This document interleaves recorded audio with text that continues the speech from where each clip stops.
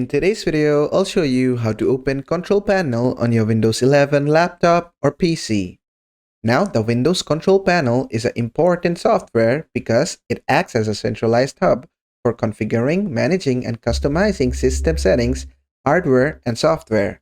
It provides a user-friendly graphical user interface or GUI to manage user accounts, network settings, and security, and installed apps, allowing users to optimize performance and troubleshoot issues without complex commands.